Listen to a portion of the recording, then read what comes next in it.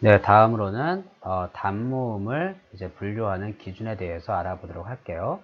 우리가 이제 알고 있는 모음은 총 21가지 정도 돼요. 그런데 그 중에서 우리가 방금 전에 살펴봤던 단모음과 이중모음으로 분류를 하면 단모음은 총 10개밖에 안 되죠. 그 10개의 단모음을 우리가 분류해서 그 기준표에 따라서 정확하게 발음할 수 있는 원칙을 세우게 되는데요. 그 원칙이 이제 분류하는 그 기준이 세 가지가 있는 거예요. 입술 모양, 혀의 높이, 최고점의 위치. 이렇게 세 가지가 있습니다. 이거 하나하나 살펴보면서 우리가 어떤 기준으로 모음을 분류하고 발음을 하는지 한번 알아보도록 하겠습니다. 자, 이제 모음을 분류하는 첫 번째 기준이 입술 모양에 의한 분류 기준을 알아보도록 할게요. 칠판을 보면 알겠지만 이하고 우가 있어요. 두 개를 한번 일단 발음해 볼까요? 첫 번째 이부터 시작. 이. 다시 한번 이. 네, 두 번째 우 발음해 볼게요. 시작. 우. 다시 한번 우. 이렇게 발음을 하는데 발음할 때 입술 모양을 좀 집중해 보면요. 첫 번째 이를 발음할 때 우리 입술 모양은 이런 식으로 되죠. 특별하게 입에 힘을 주지 않고 그냥 있는 상태에서 이 약간 벌려서 양쪽으로 벌려서 이 이렇게 발음을 하죠. 그에 비해서 우를 발음할 때는 입술 모양이 어떻게 되냐면 이렇게 되죠. 다시 한번 발음하면 우 입술에 힘을 주어서 동그랗게 만든 다음에 발음을 하게 되죠. 다시 한번 우 이렇게 발음을 하게 되죠. 보듯이 이는 이제 입술을 크게 힘을 주지 않고 있는 그 상태로 발음한다고 해서 평평할 평자를 써서 평순모음. 여기서 순자는 입술 순자예요. 그래서 평순, 입술이 평평한 모음이다. 이렇게 발음을 하고 아까 얘기했죠. 우같이 입술을 굳이 이렇게 동그랗게 만들어서 발음하는 것을 원순, 원자에다가 입술 순자죠. 입술을 동그랗게 만들어서 발음한다 해서 원순 모음이라고 합니다. 이렇게 첫 번째 입술 모양에 의한 모음 분류는 이렇게 평순 모음과 원순 모음으로 구분할 수 있습니다. 다음 두 번째 분류 기준으로는 혀의 높이를 생각할 수 있는데요. 나와 있는 모음 세 가지가 있죠. 이거 한번 발음해 볼게요. 순서대로 발음해 볼게요. 이렇게 순서대로 한번 발음해 볼게요. 시작. 으, 다시 한번. 으, 아. 자, 발음할 때 좀 느꼈는지 모르겠지만 우리 입이 점점 벌어지는 것을 볼 수가 있죠. 이렇게 점점 벌어지는데 이 벌어지는 이유는 이 세 개의 모음이 다 뒤에서 발음 나는 건데 이 혀의 높이가 다른 거예요.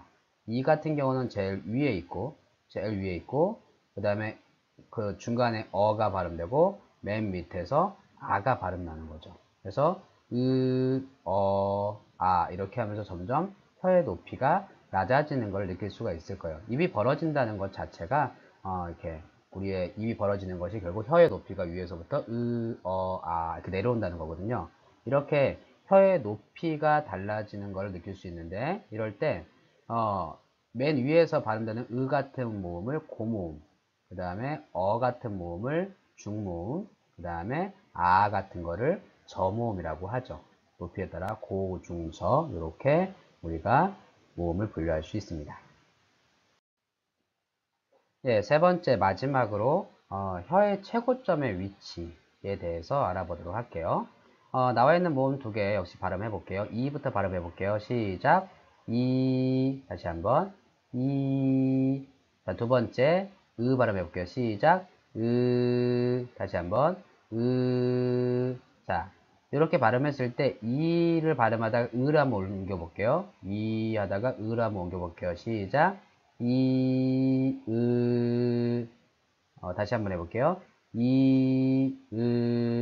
자, 여러분이 느꼈는지 모르겠지만 혀의 최고점이라는 게 뭐냐면 이 혀가 이렇게 있죠. 혀가 이렇게 있는데 제일 높이 올라와 있는 이 부분을 최고점이라고 그래요. 여기를 최고점이라고 하는데 이 발음할 때는 혀 앞에가 들려요. 앞에가 들리고 이 해서 이 앞에가 들리고 근데 으가 발음할 때는 해서 뒤에가 들려서 뒤로 넘어가죠. 그러니까 결국 이를 발음할 때는 혀의 최고점이 앞으로 가고 으를 발음할 때는 혀의 최고점이 뒤로 간다는 것을 알 수 있을 거예요. 이렇게 이처럼 앞에서 최고점이 앞에서 발음나는 것을 전설모음, 앞전자에 혀설자예요. 전설모음이라고 하고 뒤에서 발음나는 것을 후설모음, 뒤후자에 혀설자를 써서 후설모음이라고 구분합니다. 자, 이것으로써 우리가 모음을 분류하는 기준 세 가지를 다 살펴봤는데요. 마지막으로 정리 한번 해볼게요. 입술 모양에 따라서는 우리가 평순 모음과 원순 모음으로 구분할 수 있었죠. 평순 모음은 입술이 평평한 거, 원순 모음은 입술을 동그랗게 만들어서 발음하는 거였죠. 두 번째, 혀의 높이에 따라 분류가 있었는데 이렇게 고모음, 중모음, 저모음으로 분류했어요. 혀의 높이가 맨 위에서, 중간에서, 맨 밑에서 이렇게 발음 나는 거를 구분할 수 있었죠. 세 번째는 이제 최고점에, 혀의 최고점이 위치에 따라서 전설모음과 후설모음으로 구분할 수 있었어요. 전설모음이라는 것은 최고점이 이처럼 앞에 있는 거고 후설모음은 으처럼 뒤로 가는 걸 이야기하죠. 이렇게 세 가지 분류 기준에 의해서 우리가 모음을 분류하고 그 분류한 기준표에 따라서 정확하게 발음할 수 있게 됩니다.